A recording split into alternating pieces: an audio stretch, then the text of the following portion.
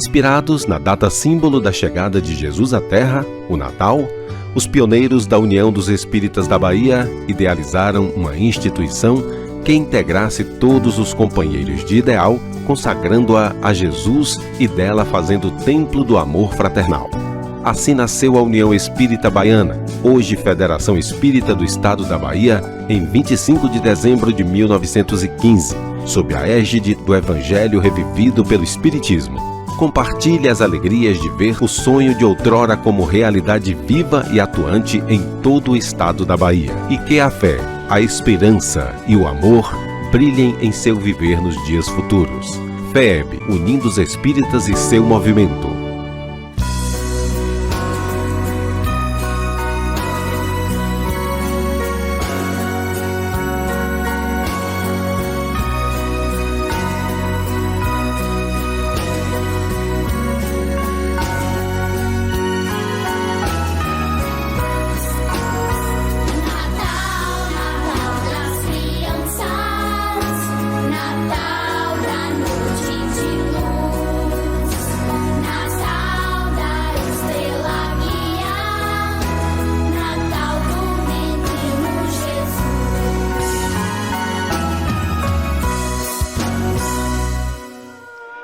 Rei divino, na palha singela, porque te fizeste criança diante dos homens, quando podias ofuscá-los com a grandeza do teu reino, soberano da eternidade, porque estendeste braços pequerruchos e tenros aos pastores humildes, mendigando-lhes proteção, quando o próprio firmamento te saudava com uma estrela sublime emoldurada de melodias celestes, certamente vinhas ao encontro de nosso coração para libertá-lo.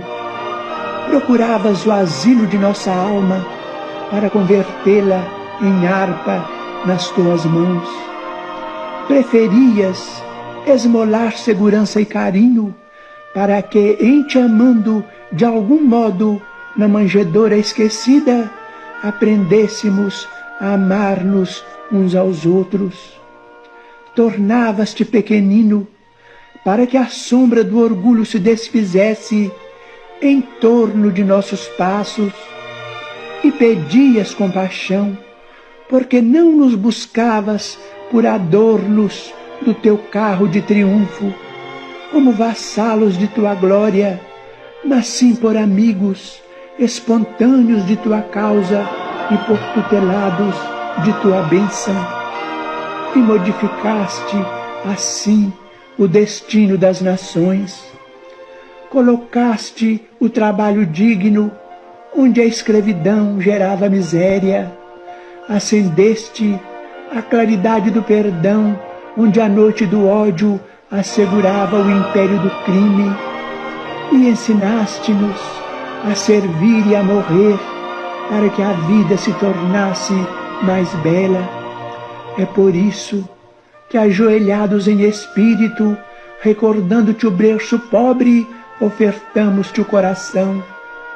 Arranca-o, Senhor, da grade de nosso peito, enferrujado de egoísmo, e faze-o chorar de alegria no deslumbramento de tua luz.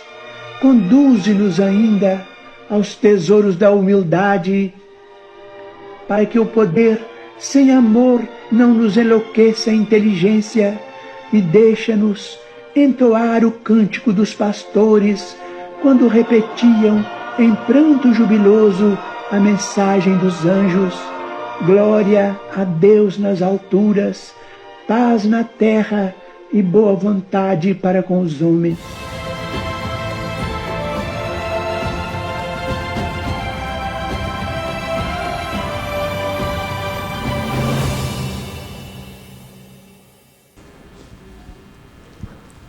Caros companheiros de ideal, saudações natalinas.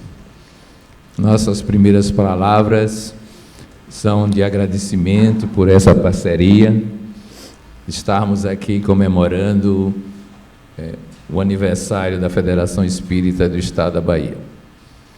Uma parceria antiga, que hoje está no espaço-tempo do Centro Espírita Caminho da Redenção, mas que sabemos que é histórica, pois que em 1950, um jovem estava recebendo a caravana baiana, a caravana da Fraternidade, liderada por Leopoldo Machado. Parece-me que é o único remanescente desse período. O jovem, dizia Leopoldo Machado, era promissor, chamava-se Divaldo Franco.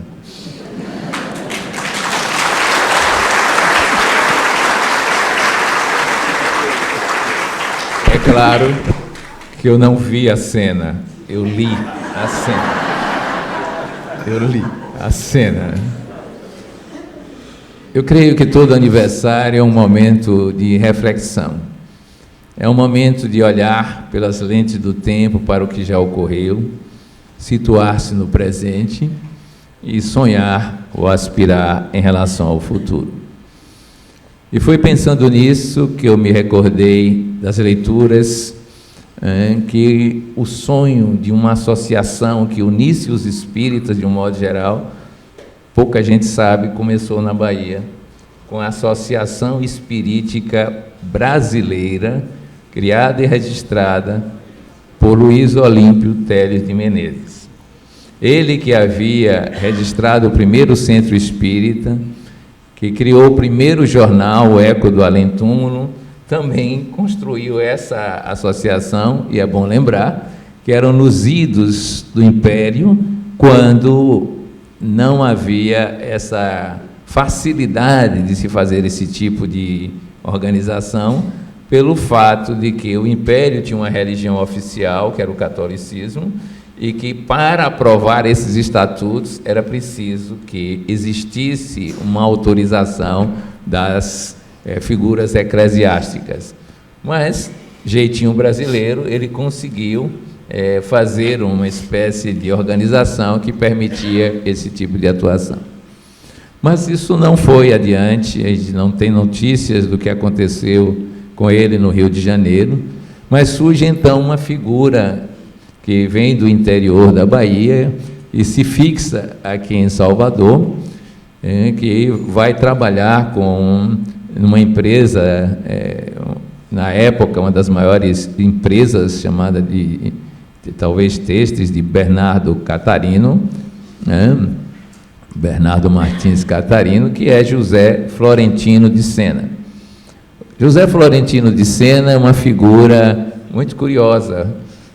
Desde os albores da juventude, ele era engajado nos projetos sociais, tanto republicanos como da abolição da escravatura. E dizem que o seu nome Petitinga decorreu de uma crítica aos seus artigos, aos seus escritos, quando ele era bastante jovem.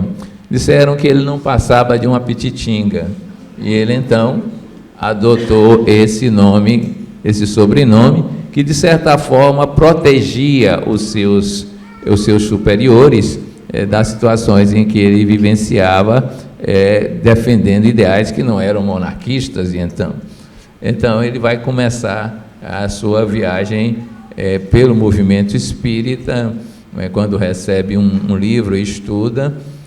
Uma das viagens que ele fazia, à época dos vapores aqui eram navios existentes, e em 1915, no dia 3 de outubro, ele se reúne com alguns companheiros e faz a primeira caravana baiana da fraternidade, se assim podemos chamar, porque ele, com esses companheiros, vai visitar todos os centros espíritas existentes próximos da capital, que eram conhecidos e que não eram muitos, e culmina esse périplo, como diziam os antigos, chegando no dia 25 de dezembro, reunindo-se às 10h30, estamos esperando esse horário, para criar a então União Espírita Baiana.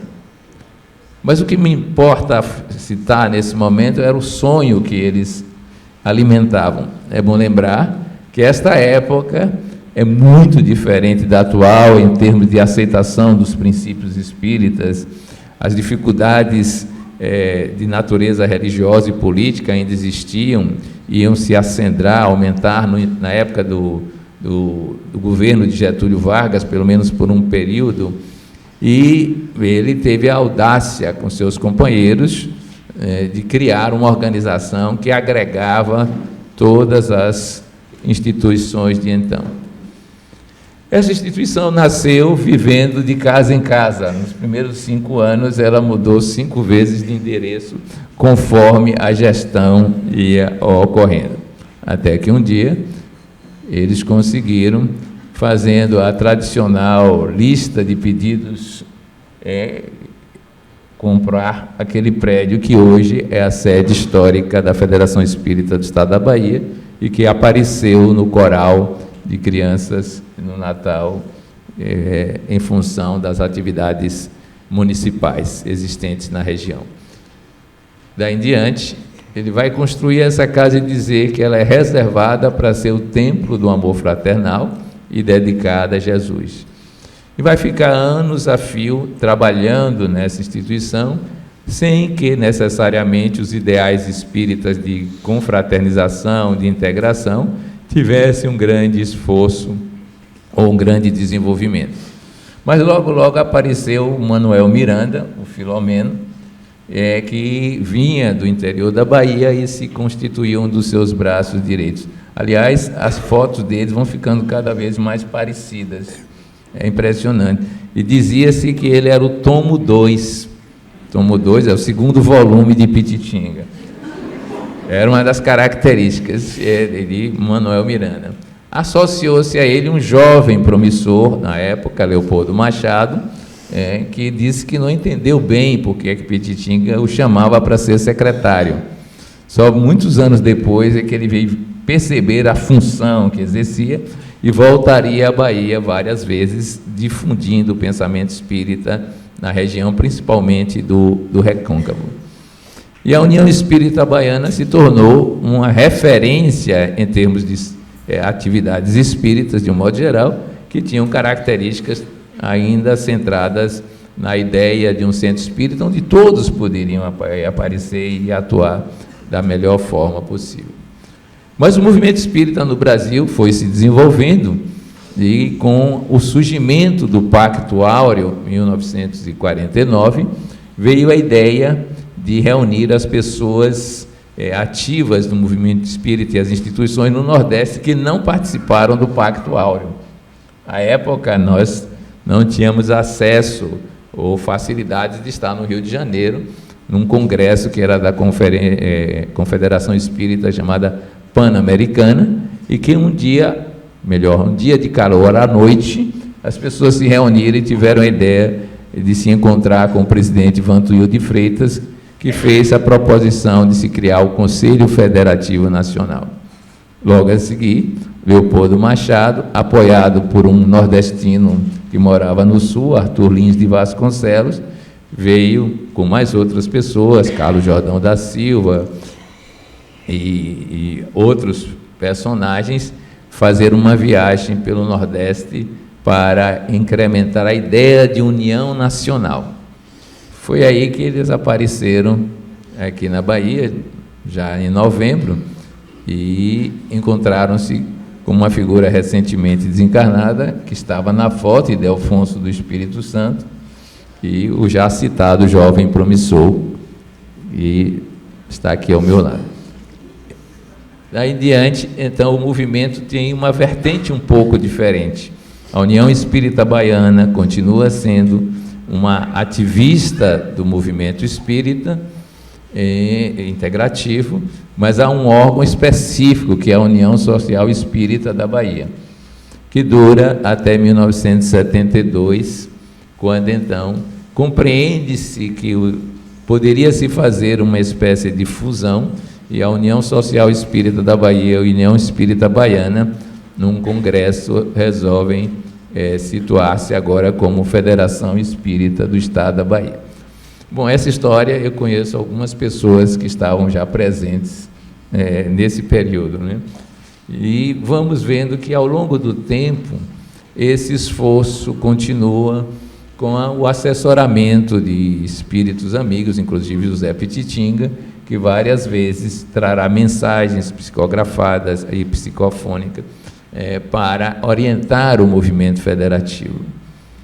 E daí resultaram os congressos espíritas, já estamos no 20º, os encontros estaduais de espiritismo, que estamos um pouco mais além do 20º, a Caravana Baiana da Fraternidade, que já está na 25ª edição, se eu não me engano mais. Depois os encontros macro-regionais, tudo isso com um esforço de se construir uma cultura do feixe de varas, lembrada por José Pititinga. Ele dizia que a instituição foi criada não por questões argentárias, quase que eu não me lembrava mais desse nome, mas que ele escreveu, não por isso, mas porque era um propósito espiritual formar a comunidade dos espíritas atuantes em todo o Estado. Propósito esse que se desdobraria principalmente em atividades que fossem uma espécie de rede de ações, uma teia de atividades baseadas na fraternidade, na amizade, e por isso mesmo, como é da característica do pensamento espírita, não há uma autoridade central, não há uma hegemonia institucional. Isso me fez lembrar que Allan Kardec, nos idos da sua existência no século XIX, preconizava, está escrito em obras póstumas, que nós formaríamos, à semelhança dos observatórios astronômicos, uma rede de experiências. Os observatórios, eles são autônomos, mas ao mesmo tempo são integrados e todas as informações pertinentes, interessantes, circulam entre eles. Esta eu acho que é a ideia da rede que imagina-se seja o modo de se operar federativamente. Daí porque nós dizemos hoje que estamos na fase de construção, cada vez mais intensa, dessa consciência coletiva espírita. Lembramos, então, que entre os propósitos já das suas origens, que é difundir o pensamento espírita por todos os meios e modos, há algo que é fundamental e citado várias vezes, que é a vivência do pensamento espírita aplicado à comunidade que nós formamos e transbordando isso para a sociedade como um exemplo. Isso equivale a dizer, em nossa linguagem contemporânea, que ao recebermos a noção do paradigma do espírito, que é a característica do pensamento espírita, o espírito é primacial, a matéria é transitória, então passamos a ter um compromisso muito maior conosco e com a sociedade para trazermos esse pensamento da imortalidade, da palingênese, da evolução centrada no espírito para todas as nossas atividades existenciais, o que é um trabalho árduo, porque teremos que ver isso na educação, na saúde, na economia, não? Mas para isso precisamos experienciar o pensamento espírita. E além disso, temos, desde as origens da instituição, um marco, uma referência, que é o Evangelho. E esse Evangelho nos traz uma lição muito rica do que é uma comunidade, ao nos mostrar, no Atos dos Apóstolos, que eram um só pensamento e um só sentimento. Algumas coisas a gente terá que adaptar à atualidade, por exemplo, e eles tinham tudo em comum financeiramente, o que hoje seria algo extremamente complexo de realizar. Mas faziam juntos as suas orações e se, de certa forma, cuidavam daquelas criaturas onde a previdência social ainda não existia, que eram os órfãos e as viúvas. Esse ideário de um só pensamento e um só sentimento não significa que queiramos uma uniformização, porque estamos em estágios diferentes, mas que na diversidade de possibilidades de atuação estejamos todos focados no grande ideal.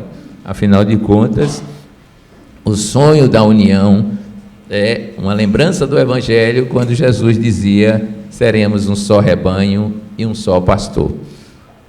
Mas claro que cada criatura terá a sua singularidade atuante e respeitada.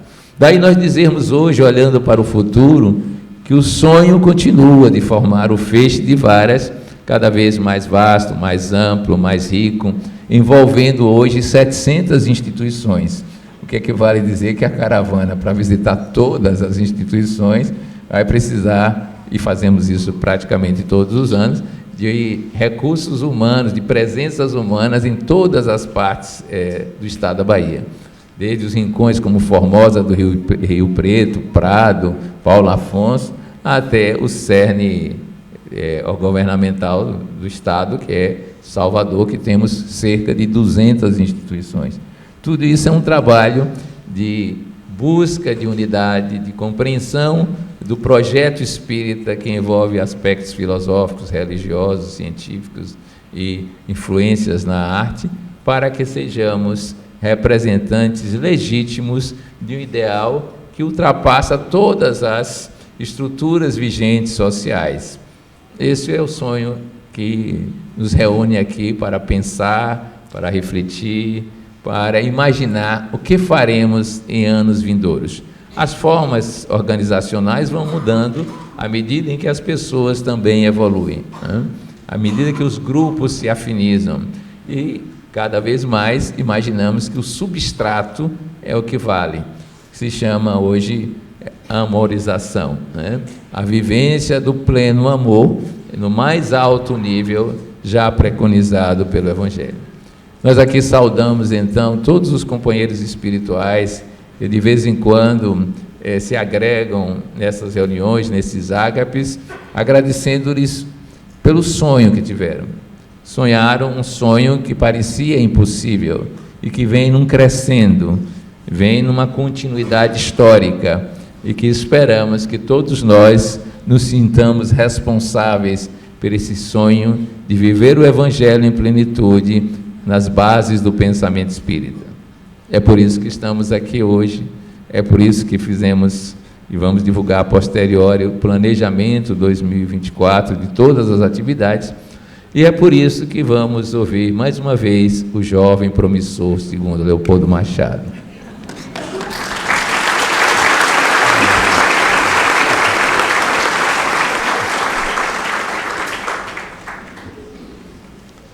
Senhoras, senhores, queridas irmãs, queridos irmãos espíritas, caras amigas, caros amigos que nos acompanham pela Web TV Maçã do Caminho, nossos votos de muita paz.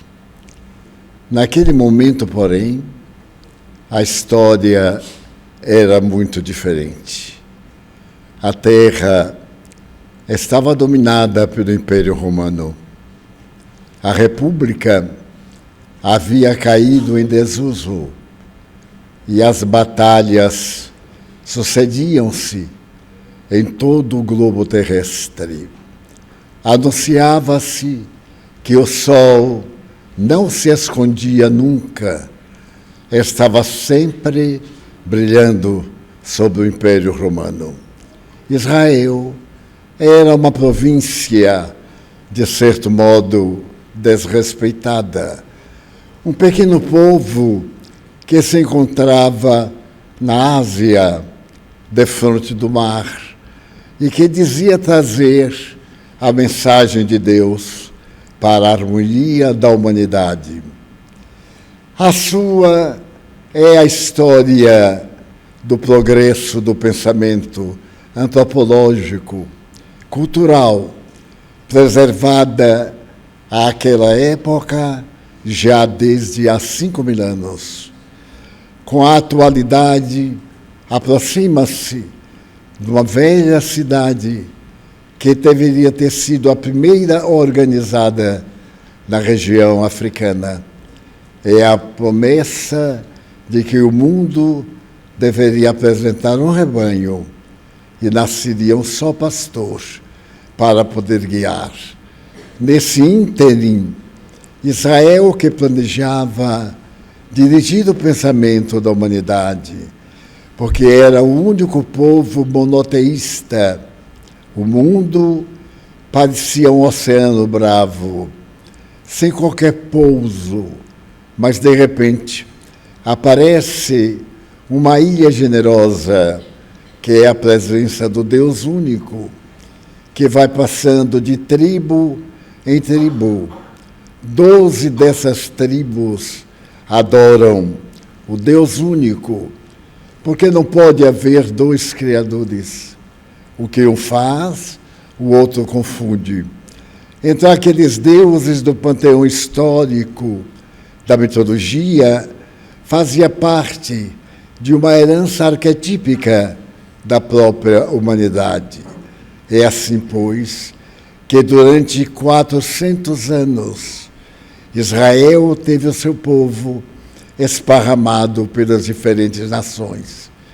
Esteve distante na Babilônia, numa escravidão perversa de 400 anos, praticamente havendo perdido a sua identidade, ainda não reunida nas 12 tribos que formariam o reino. Mais tarde, depois de uma escravidão muito longa, a liberdade. Liberdade de pouco tempo, porque as liberdades políticas, econômicas, religiosas, somente têm valor quando concedem à criatura humana o direito de amar, de servir e de construir um mundo novo. As liberdades da época chamada pré-cristã, eram liberdades submetidas a verdadeiros títeres que governavam de maneira impiedosa. O pensamento de algum tempo da Pérsia, dominando a região, da Grécia, ora pertencendo a Atenas, ora outra pertencendo a outro estado, Esparta, as guerras contínuas, os poderes invioláveis dos reis e as guerras ininterruptas. 400 anos de silêncio da divina voz da profecia, quando, de repente, Roma assume o poder da sua governança. Praticamente, o planeta terrestre está nas mãos do Império, do antigo Lácio, aquela região pantanosa. A lenda traz a presença da cultura, da civilização. Apenas 2 homens irão construir o império mais poderoso de todos os tempos na Terra, Remo e Rômulo, que parecem ter sido adotados por uma loba, a loba romana e devoradora. Nesse período, realmente, Roma estava destruindo tudo aquilo que era o período bárbaro. As organizações bárbaras espalhavam-se como verdadeiramente heréticas, e Roma ia à busca da conquista do seu território. Nesse período, então, para poder governar uma área tão grande, que ia da atual Espanha à capital de Roma, e de Roma a Jerusalém, e de Jerusalém à parte gelada do globo, abrangendo vários climas, vários povos, surgem as vozes da profecia. E se levanta para a governança desse império, não somente um homem, pois que é impossível governar regiões tão diferentes. É nesse momento que o Senado de Roma propõe o triunvirato. 3 homens governando a terra, capitaneados por Júlio César, aquele homem divino que alcançou a graça de ser um rei, mas acima de um rei, ser o próprio Deus. O período de Júlio César é breve, os dos seus acompanhantes não menos breve, e logo depois tombam aqueles governantes e Roma entra em guerra. Nessa fase dolorosa, se pretende fazer que as criaturas humanas encontrem um roteiro, uma paz, e o Senado novamente convoca o segundo triunvirato. Este é menos poderoso do que o primeiro, mas nele destaca-se a figura de um dos mais notáveis governantes da época. Ele parece descender de Júlio César, Caio César Otaviano. Otaviano, ou simplesmente Otávio, é um homem peculiar. Ele é um grande conquistador. As suas batalhas são quase comparáveis à daquele que é o seu modelo, que é o seu guia. Nesse momento em que as batalhas se fazem mais rudes,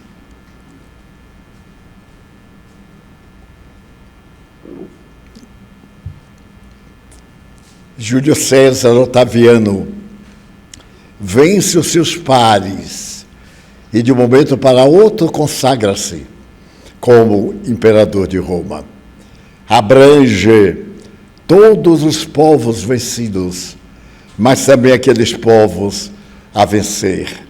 Israel experimenta a humilhação, não tem terra, as tribos estão espalhadas entre o oceano e a faixa de terra ligeira, espremida no levante.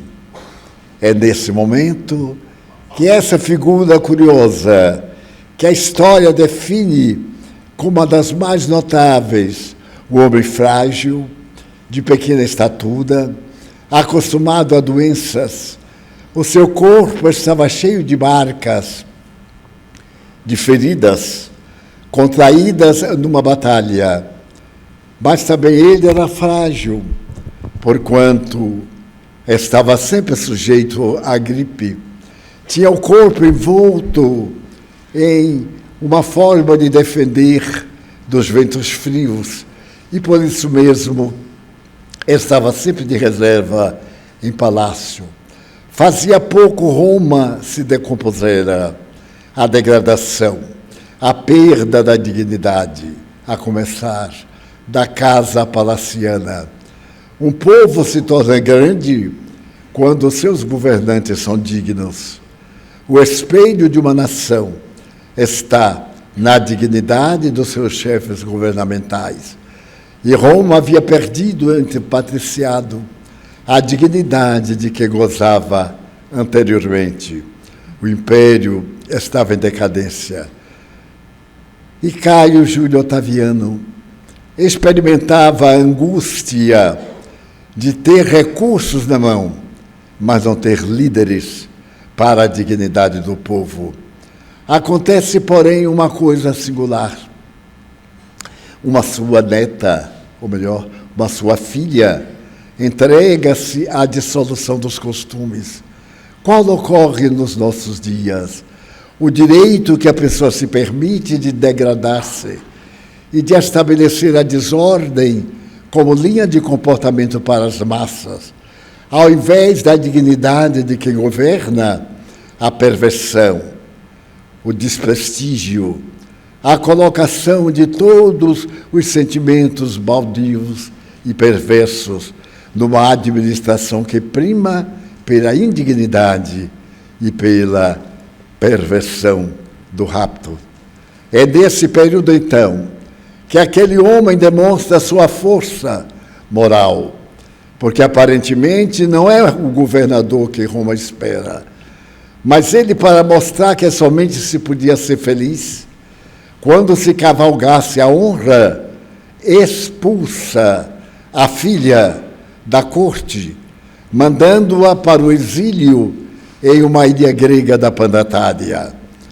A moral começa a entrar na casa palaciana, e mais tarde Otaviano, o Otávio, seu nome varia muito, ele percebe que a própria esposa utilizava de venenos, matando escravos, para dispor de uma arma política e matar aqueles que eram opositores do comando do seu marido. Tomado pela surpresa dessa conduta irregular, ele separa-se da imperatriz e a pune. Não manda para o exílio, ela fica na corte em um presídio residencial, sem o direito de manifestar-se politicamente, e ele assume a governança total na condição de um ditador de natureza legal. Estabelece leis de justiça, fecha o templo da deusa Vitória, porque a deusa Vitória estava sempre aberta, porque Roma estava sempre em guerra. E no período de Augusto, Otaviano, ele fecha as igrejas dedicadas à guerra e estabelece o primado da paz. Roma respira paz. Novamente a indecência se apossa do império e uma sua neta entrega-se à depravação, fazendo acreditar que ela reinava na corte. E ele, com a mão de ferro, já idoso, expulsa para o mesmo exílio para onde mandara sua filha, não permitindo que ela saísse dessa ilha perdida do mar. Ele considera que a verdadeira felicidade deve ter bases na conduta moral. E o seu período é chamado período das glórias, porque particularmente não renascem generais, nem governantes. Não é o período daqueles dominadores de um dia, daqueles que do cetro do ginkgo da Ásia fazem derramar o sangue pela Europa, por todo lugar onde o sol brilha. Essa experiência dele faz que ele apoie a literatura, a poesia, as artes, especialmente a estatuária. E a humanidade começa a conhecer a grandeza de Salustio, de Mecenas, de Ovídio, daqueles poetas e cantores que deslumbraram o século que precede o nascimento de Jesus. Muitas vezes o imperador está no foro da sua tribuna de ouro e ouve Virgílio declamar: ó sol fecundo, que diariamente abres e fechas o dia, que não vejas nada mais glorioso do que Roma no teu perpassar de um lado para o outro. Era o período áureo da humanidade. É nesse período em que as vozes cantam através dos deuses importados da Grécia, que numa província, uma província de Roma, que é um pedaço de terra entre Jerusalém e o mar, nasce uma vida nova. Uma estrela surge nos céus tranquilos de Israel, apontando a terra e falando a respeito da fraternidade, da paz. Em uma noite fria de agosto, de março, não de dezembro, nasce aquele que é o símbolo da perfeição, da nobreza, da grandiosidade. Uma estrela peculiar aparece nos céus e diz, sem palavras senão luz, aos pastores que ali estão, naquele mês de março, entre 5 e 7, guardando as suas ovelhas do frio, que o Redentor da humanidade está numa gruta. O lugarejo, Belém de Judá, 6 quilômetros próxima de Jerusalém. A promessa das Escrituras cumpre-se e começa a peregrinação de pastores, de pessoas modestas, de homens do Oriente, que habitualmente consultavam os astros, alguns talvez da Frígia, outros dos portos distantes, mas vieram saudar o novo rei da humanidade. Passaram à posteridade como os reis magos. Mas a verdade é que eles puderam ler nos astros que a terra não mais seria igual àquela anterior, aquela em que o poder terrestre esmagava as gerações. destruía vidas e aniquilava culturas. Nasce Jesus. Ali, naquele pequeno burgo, entre animais, porque a cidade estava repleta, era a época do recenseamento. E como era natural, não houve lugar para ele. Seus pais percorreram todas as casas de aluguel. Todo lugar que hospedava não havia lugar. Não havia lugar naquela época. E parece que ainda hoje não há lugar para ele. Um amigo fez uma observação que me pareceu muito curiosa e eu nunca notara. Essa observação é a seguinte: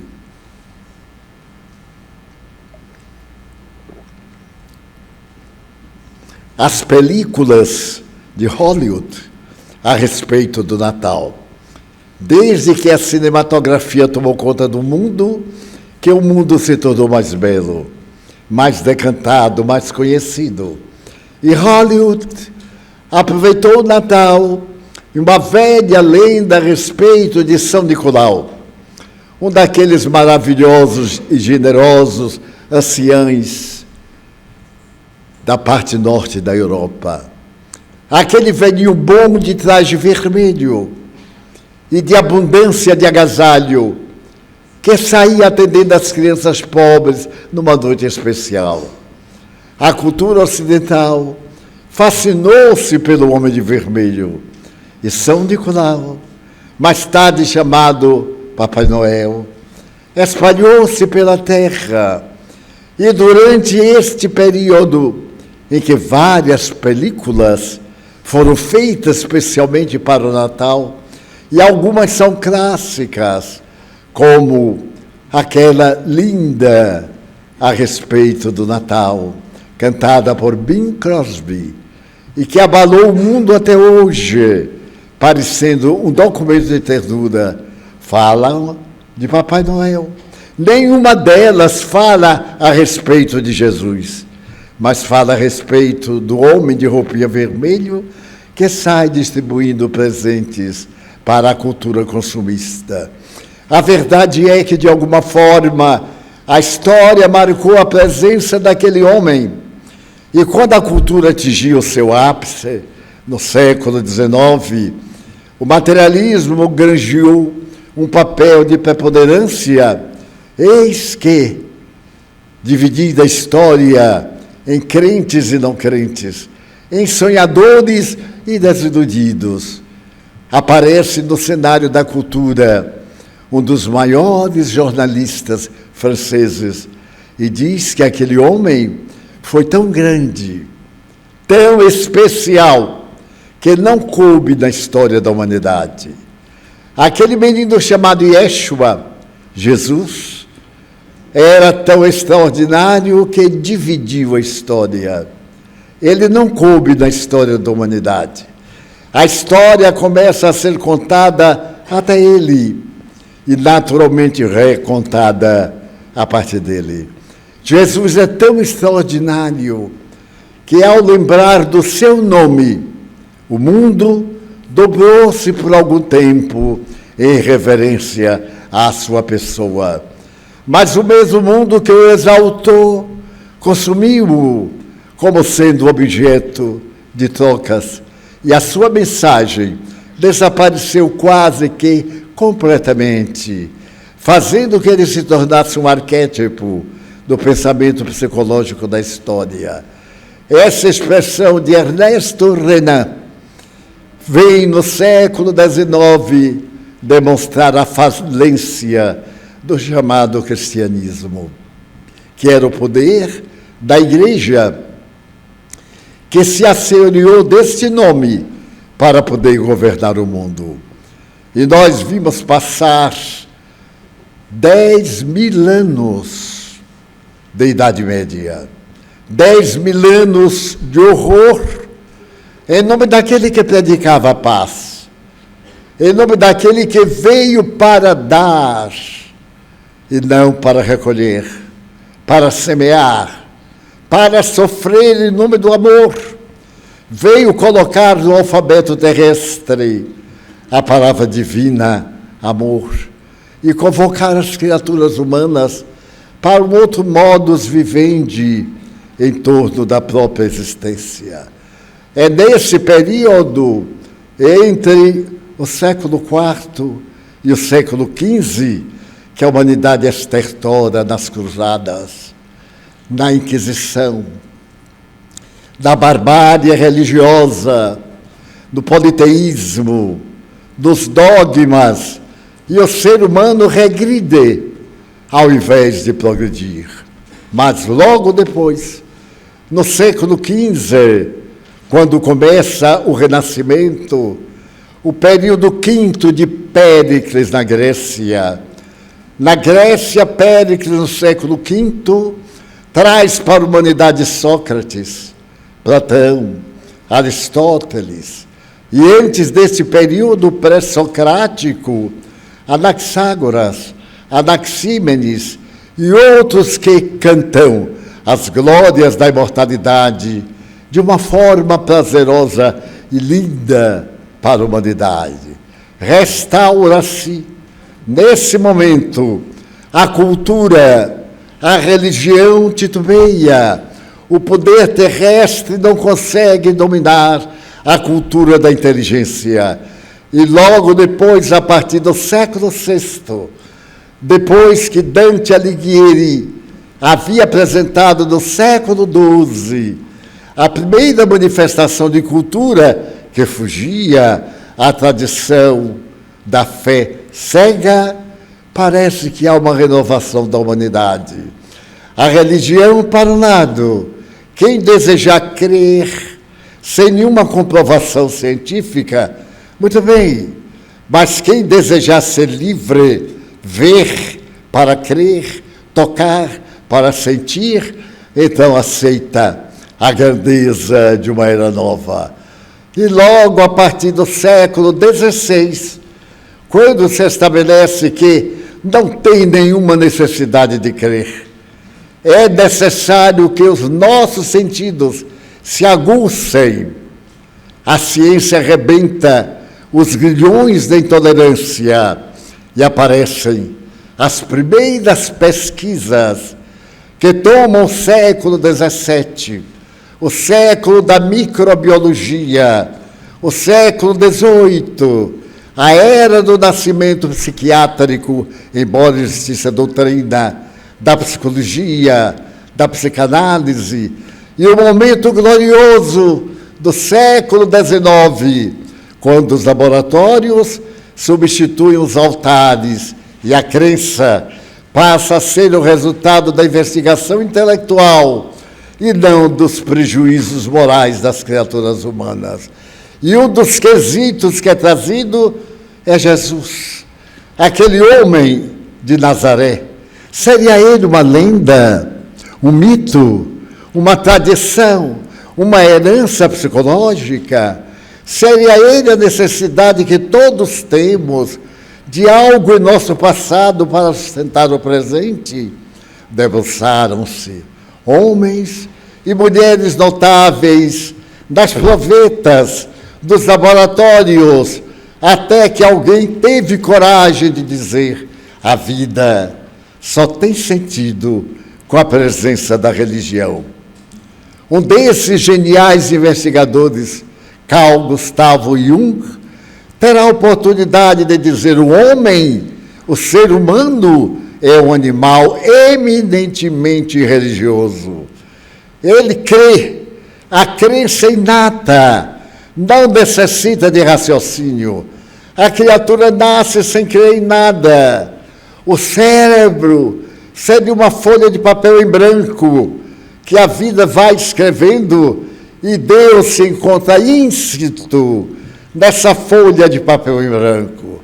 No século XX, a biologia, as investigações do cérebro vêm dizer que nos 35 mil manifestantes da vida, 1000 genes, um deles é o gene de Deus.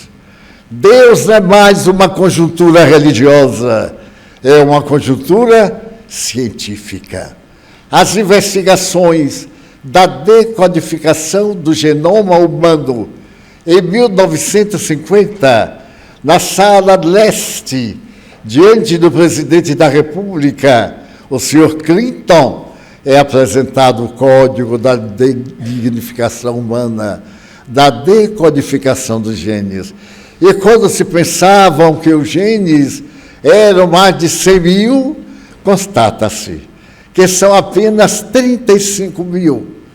E que os animais diferem das criaturas humanas por pouco. Por exemplo, os ratos têm apenas 35 mil genes. E se nós colocarmos 300 genes especiais, os ratos passam a ter inteligência. A nossa diferença de um rato é de aproximadamente 300 genes, o que levou muita gente a concluir que nos governos do mundo, os seus governantes faltam apenas 300 genes para ficarem biologicamente classificados como ratazanas. É nesse momento que um jovem biólogo assevera: há o gene de Deus, que se chama VATD número 2. Então todos nós temos o gene de Deus. Crer é uma fase biológica da inteligência. Quando eu digo eu não creio em Deus, eu afirmo uma negativa. Quando eu digo eu creio em Deus, eu afirmo uma coisa positiva. A única diferença é emocional, aceita e não aceita. Então Deus sai do labirinto das religiões e passa a atender o cosmo. O notável astrofísico inglês Jim tem a oportunidade de dizer: no começo, nós pensávamos que o universo era uma máquina, mas agora nós sabemos que o universo é um pensamento que se expande e que se contrai. Mas sabemos de coisa mais importante, sabemos que esse pensamento tem vida. E por mais que a nossa mente tente avançar, ela é incapaz de penetrar no infinito. E eu digo mais, esse pensamento tem algo que eu denominaria espíritos, mente, que tanto pode estar numa molécula como numa realidade universal.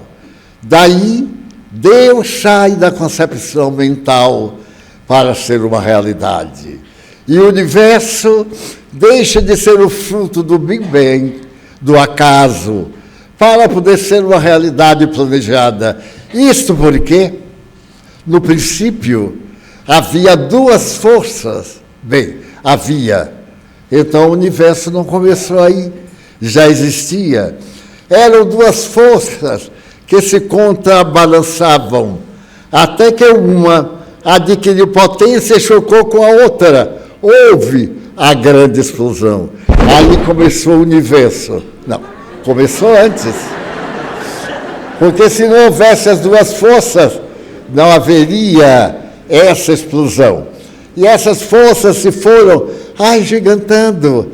Até hoje, ainda se escuta na Terra o efeito da grande explosão.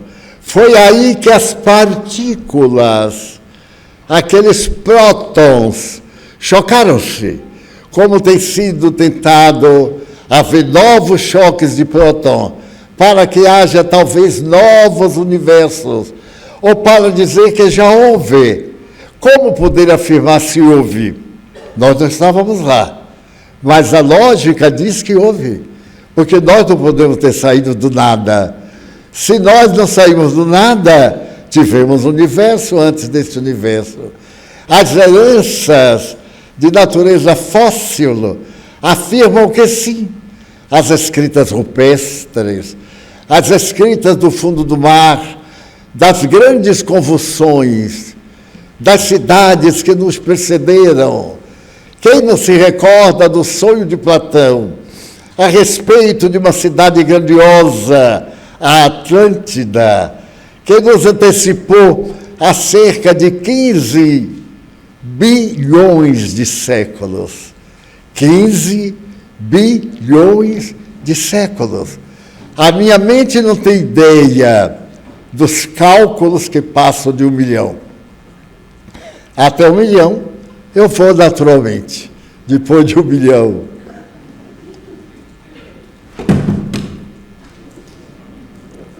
Eu prefiro uma frase latina, ad aeternitate.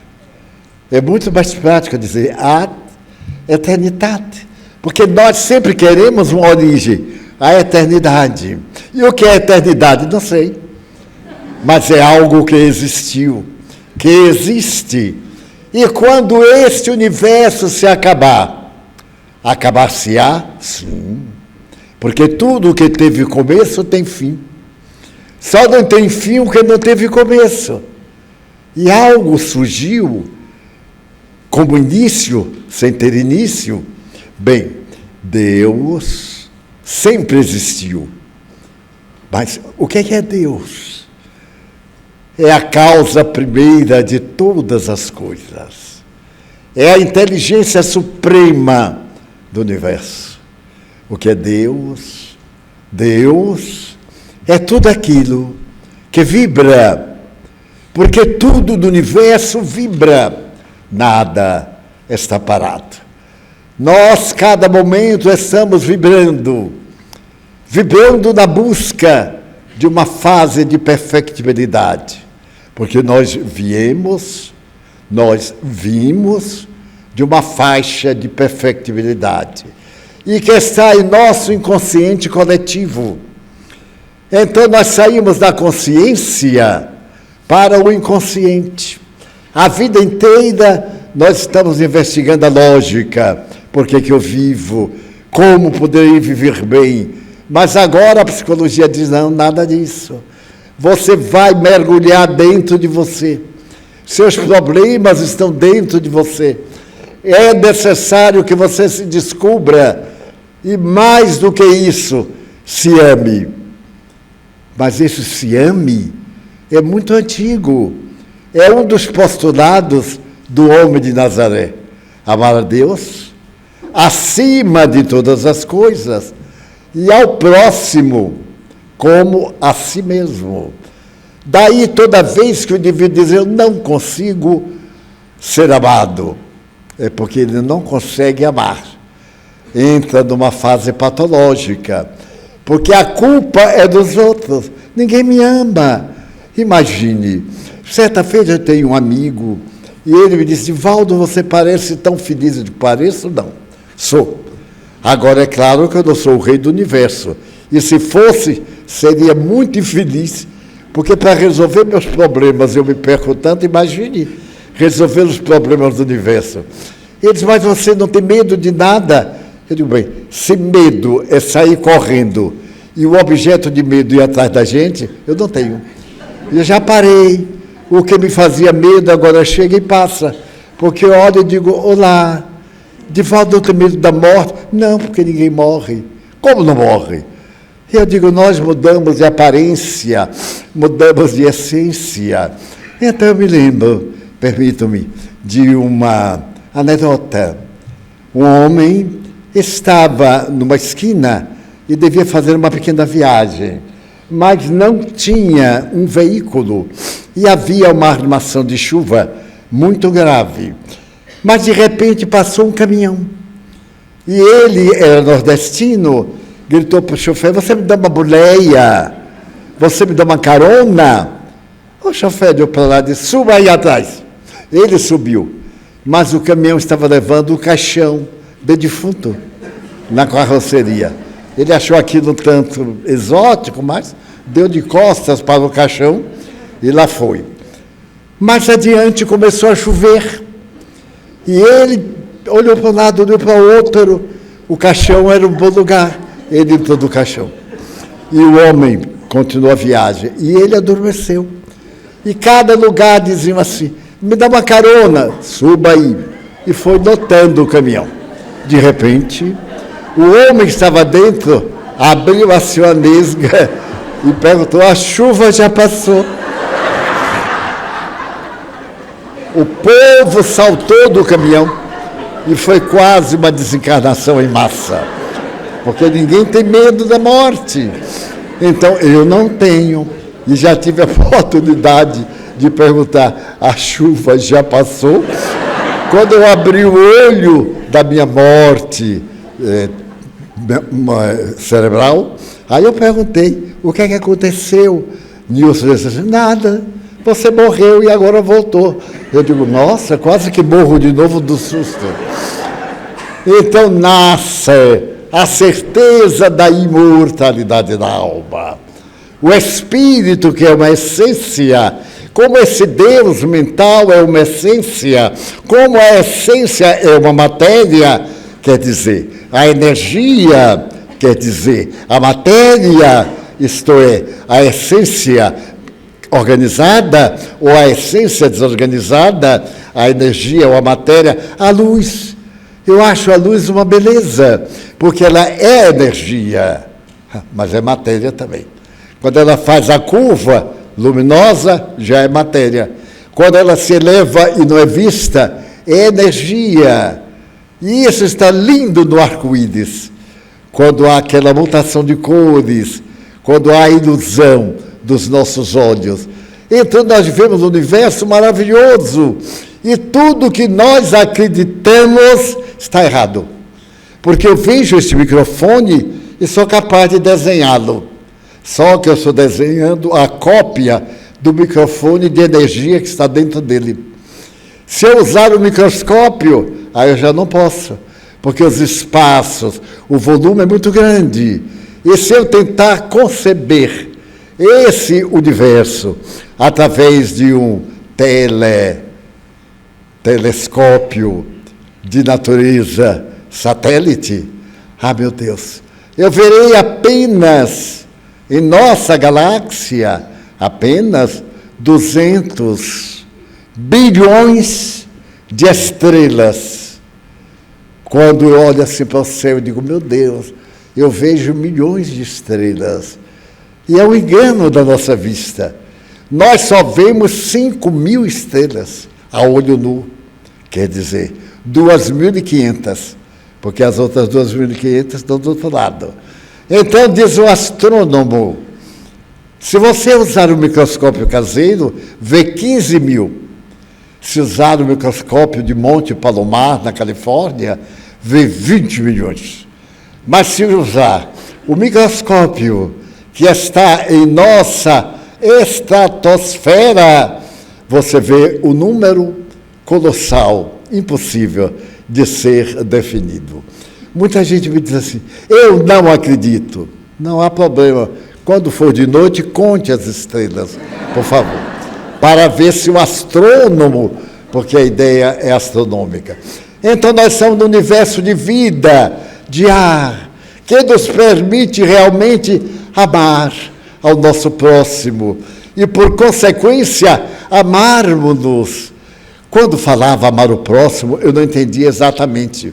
Eu gostava das pessoas, mas também se morriam, eu sentia falta, fazia 3 Pai Nossos. 2, 3 dias, já passou a dor, botava outro no lugar. Até um dia que eu me lembrei de um amigo que não tinha morrido. E por isso eu lembrava mais do que aqueles que morreram. Morreu, deixa descansar, ou deixa se perturbar, ou deixa ir para o umbral, ou deixa para que volte. Mas a gente tem que agarrar a alça do caixão para todo mundo ter pena de nós. O nosso lado infeliz. É tão bonito ser infeliz. Já tive a ocasião de ter um período amargo e uma pessoa perguntar: como vai, Divaldo? Era formidável. Eu tomava aquela vestidura e dizia assim: mal. Aí eu dizia: coitado. Eu ficava tão feliz da minha desgraça que eu orava para não passar, porque não pode haver nada melhor do que ser infeliz. Olha, coitadinho, eu pedi a Deus sempre para emagrecer, porque espírita, gordinho, corado, assim, a vida mansa, hein? E eu pedia: meu Deus, me bote magro, fanhoso, os ombros altos, para dizer assim: esse é o tal do Divaldo Coitadinho desse ano. E aí me leva para o reino dos céus. Agora imagine aquele Churchill, gordinho, com o seu cachimbo e fumando charuto. Ai, Churchill. E dizer que ele é depressivo crônico, hein? Que coragem. Então a vida tem um encanto, graças àquele menino do reinado de Augusto, que nasceu na pequenina cidade de Nazaré, porque nascendo na aldeia da Judeia, ele foi para outra aldeia da Galileia. A Judeia está aqui, a Galileia está mais em cima, um pouquinho lá em cima. E ali da Galileia, ele escolheu, através dos seus pais, a região formosa, para poder ver o mar distante, abençoar a natureza. No seu viver, ele nos deu o exemplo da vida na terra, porque nesse período, Roma matou aproximadamente 2.000 pessoas nessa região em que Jesus viveu. Eles fizeram uma pequena rebelião, e a rebelião foi liberada a sangue por um grande general, que mandou crucificar 2.000 pessoas colocadas na estrada, e toda a região percebeu e viveu o apodrecimento dos cadáveres e a disputa das aves agorentas. Jesus experimentou isso na sua infância, aprendendo que lidar com os homens era ser martirizado. E viveu, e foi martirizado, foi levado ao testemunho, demonstrou amor, mas também foi amado. Não importa quanto, porque o que importa no amor é o amor. Eu vejo as pessoas muito amadas, ditas muito amadas, solitárias. Na hora da sua morte, uma multidão, porém uma multidão para aparecer, para substituir o ego daquele que tomba, em dizer, fulano estava lá, Beltrano também, Cicrana acompanhou o enterro, segurou na alça do caixão. Olha que glória, porque a nossa ilusão é o ego, e esse ego sobressalta. Então Jesus foi amado, sim, por poucos, que nunca o olvidaram.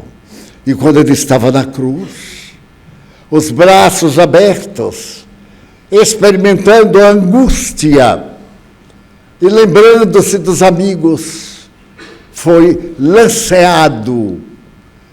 A lança, no entanto, tocou-lhe o lado direito, porque aquele que foi com a lança era cego. Ele pertencia a uma geração nobre de Roma e veio passar uma temporada na Galileia para os seus ares maravilhosos. Era rico, passava a grande prova da cegueira, e então teve a vista adoecida e cegada. E Herodes, desejando saber se Jesus morrera, deu-lhe uma lança. Essa lança será mais tarde transformada numa grande obra, a Lança do Destino, de um autor alemão chamado Ravenkost. E então ele foi, e chegando lá, pediu que colocassem a lança no peito, e ao invés de colocarem no lugar do coração, colocaram lá no oposto, e ele sangrou. E diz a lenda, ou a tradição, que uma gota de sangue esguichou nos seus olhos, e quando ele abriu os olhos, lá estava Jesus, o sangue jorrando. E ele então disse as últimas palavras, Lama Sabachthani, está tudo consumado. Mas nesse ínterim, abraçada por um jovem de menos de 20 anos, estava uma mulher veneranda, deveria ter no máximo 45 anos, mas era veneranda pelo seu todo, a sua beleza angelical, a sua fragilidade. E aquele menino dobrava, fazia que seu ombro repousasse a sua cabeça. E ela então não aguentou mais. Vendo o filho lanceado, ela gritou: meu filho, meu filho, meu filho, que te fizeram os homens? Ele olhou-a, era sua mãe, Míriam de Nazaré. Ele olhou-a e ela estendeu os braços. E a história universal dá um grande salto quântico, porque aquele homem, depois de olhá-la no silêncio de sangue, olha para o rapazinho, a malta de vadios, de perseguidores e de vagabundos. E no silêncio da tempestade que começa, ele exclama: mulher, rompeu todos os laços. Mulher, eis aí o teu filho. Filho, eis aí tua mãe. Ele entregou sua mãe para ser mãe da humanidade. Ela começa a chorar, corre e abraça a cruz. Também ela está lanceada, a cabeça dele pende. Jesus está morto. A humanidade cometeu um deicídio na história da sua vida, um crime tremendo. Agora são saudades. Ela se pergunta: por quê? Por que o mataram? Qual foi o seu crime? Apontem-no. Ela própria não tinha ideia da grandeza dele. Era uma mocinha simples, uma jovem que vivera de dignidade e que, segundo a tradição, fora reservada para ser uma das vestais das zeladoras do templo. Daí era muito importante que ela mantivesse a estrutura biológica, a virgindade, para servir a Deus. E ainda, segundo as lendas, o homem que a elegera, que era bem mais velho, não era exatamente para um matrimônio vulgar, era para ser o zelador da sua castidade, para guardá-la, porque toda jovem corria o risco de ser levada ao chão pela promiscuidade imposta pela Roma, pela soldadesca, pela tradição do Império de Israel, agora sob a dominação romana. Então José era uma figura paternal, que ela amava com infinita ternura, mas também seria seu marido, coabitaria com ele. É uma questão teológica de pouca importância. A importância é que certo dia ela está nos trabalhos de casa e uma luz estranha aparece. E essa luz estranha diz-lhe: bem-aventurada, impoluta, bendita sejas por seres quem tu és. Tu serás a mãe do Messias. Ela então se dobra. O Messias é quase a postura de Deus. E ela diz: mas o Senhor da vida te escolheu a ti, Maria, até o momento em que a manjedoura modesta de Belém, nessa noite fria de março, porque essa questão de colocar em dezembro foi também uma questão teológica. Em dezembro, em Roma, entre os dias 20 a 25, havia as grandes festas saturninas, Saturno, os deuses da embriaguez. O povo tinha liberdade de gozar o nosso carnaval. E então os religiosos primitivos vendo a depravação do nosso carnaval naqueles lados, transfere a data do nascimento dela de março para dezembro, para que se pudesse moralizar, considerar sagrados esses dias venerandos. E então dezembro foi erguido à postura da data de Natal. Daí os verdadeiros historiadores dizem que a criatura humana adora o corpo. Mais tarde, bem mais tarde, em Veneza, começaram as festas, as grandes festas, evocando aquelas festas. E nasceu o slogan: carne nada vale. Carnaval. Então vamos viver dias em que a carne seja o suporte de prazer. Logo depois, o arrependimento, nos cobrimos de cinzas. E então começam os dias dolorosos da paixão. O Natal de Jesus está mergulhado nas lendas, mas dirá mais tarde a figura impoluta de Ernesto Renan, que ele nasceu, não há dúvida. Ele nasceu também em nossos corações. E Ernesto Renan nos pede para que ele permaneça como símbolo da bondade e da misericórdia. E ela, depois daquela data, recolhe-se ao carinho de João, o discípulo mais novo, e vai morar na região em que ele reside, entre as montanhas, para levar a mensagem de Jesus.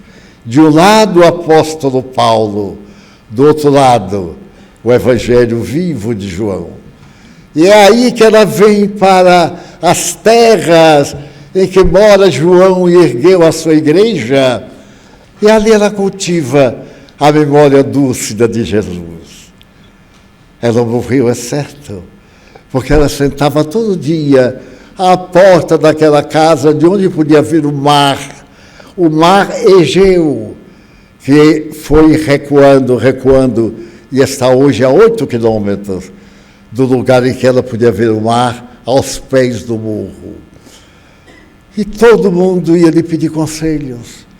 A mãe de Jesus. Até que um dia um homem apareceu e olhou para ela. Ela sentiu uma ternura singular daquele homem coberto com um tecido pesado. Ele aproximou-se e começou a falar-lhe. E ela se perguntou: quem será ele?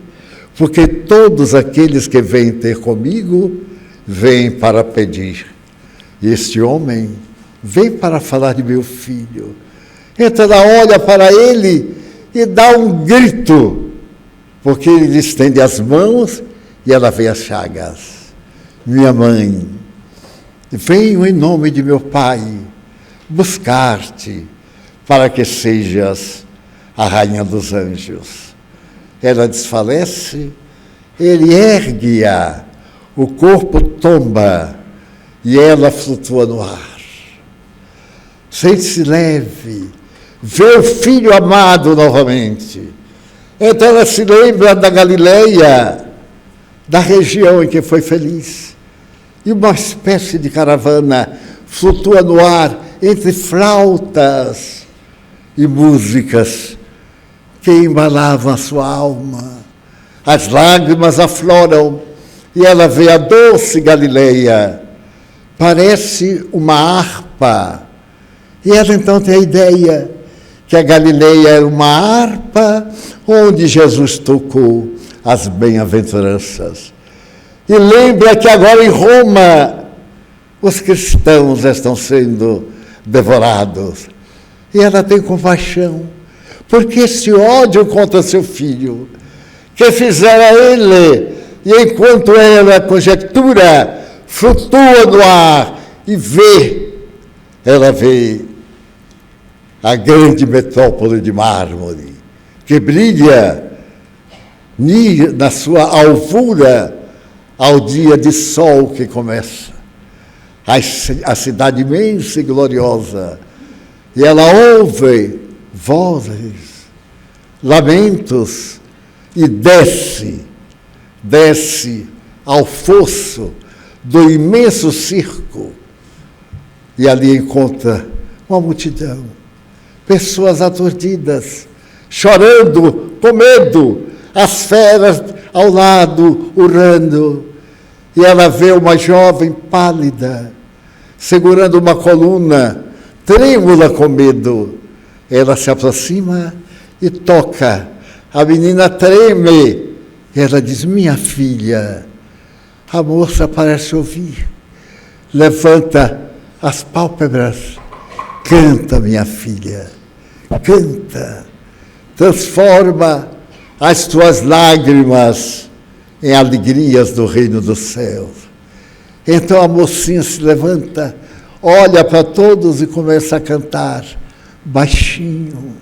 Maria sussurra ao seu ouvido, alguém repete: abre-se as portas do porão de Roma.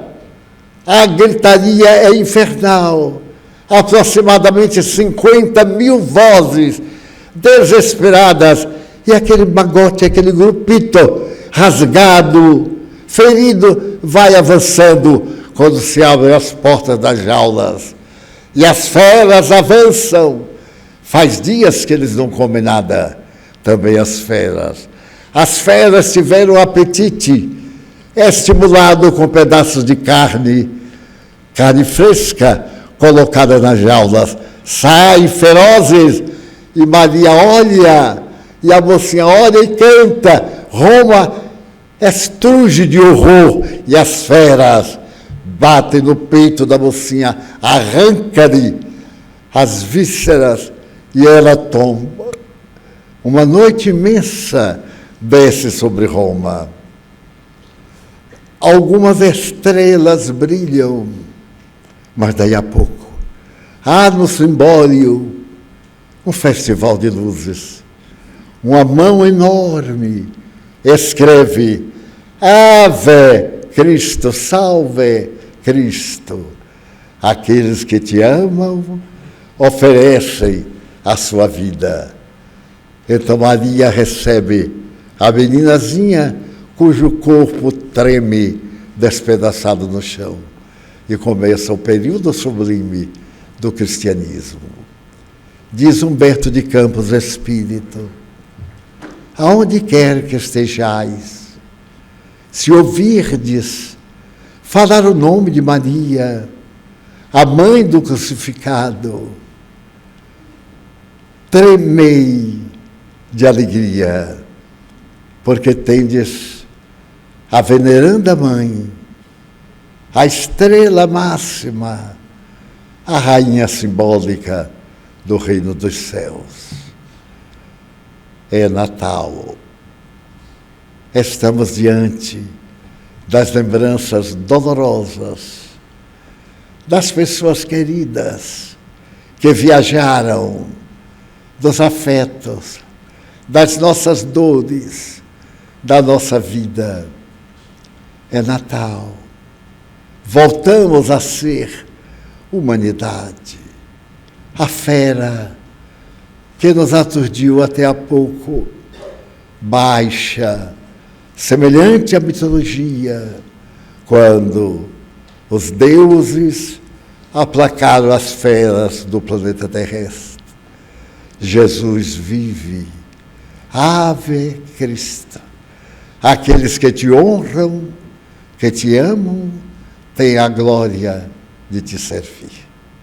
Muita paz.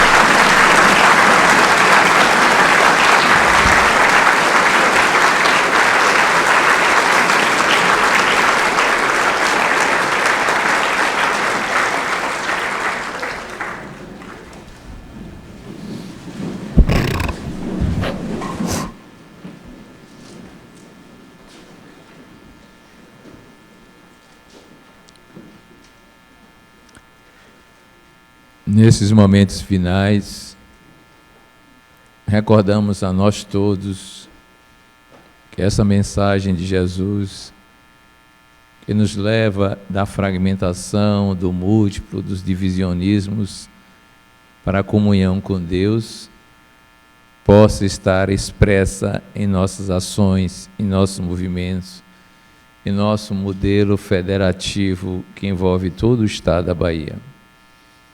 A gratidão, portanto, aos sonhadores de outrora, aos trabalhadores do presente, aos companheiros de todos os tempos, que no fundo trabalham para que a comunhão com Deus, como dizia José Pititinga, se estabeleça no coração humano através da vivência do Evangelho. Todos estamos convidados a participar nas suas casas desse evento federativo, desse modo de atuar, trazendo suas experiências, fazendo comunhão nesses eventos que a nossa instituição realiza, atuando na rede espírita federativa estadual e continuando nas nossas instituições, experimentando cada vez mais profundamente as lições do Evangelho de Jesus em todos os tempos. É claro que um agradecimento especial, diferenciado um pouco, pela longa trajetória nós fazemos a Divaldo, porque tem sido, de um lado, um exemplo de perseverança, um exemplo de trabalho, um exemplo de busca de união em todos os tempos. E, ao longo da história, manteve acesa essa chama do Evangelho nas palestras, nas ações e nas vivências. Que ele e a comunidade de espíritos que orienta esta casa e orienta o movimento espírita, não somente estadual, mas internacional, possa ter o brilho da vida amplificado pelas ações do amor em grande expansão. Leopoldo Machado, eu acho que tinha razão. E assim, encerramos esse nosso encontro, lembrando que é Natal, como canta o cancioneiro popular. So this is Christmas, and what have you done? Another year over, and you won't just begun. And so this is Christmas, I hope you have fun. The near and the dear ones, the old and the young. A very Merry Christmas and a Happy New Year. Let's hope it's a good one without any fear. So this is Christmas, for weak and for strong, the rich and the poor ones. The road is so long, and so happy Christmas.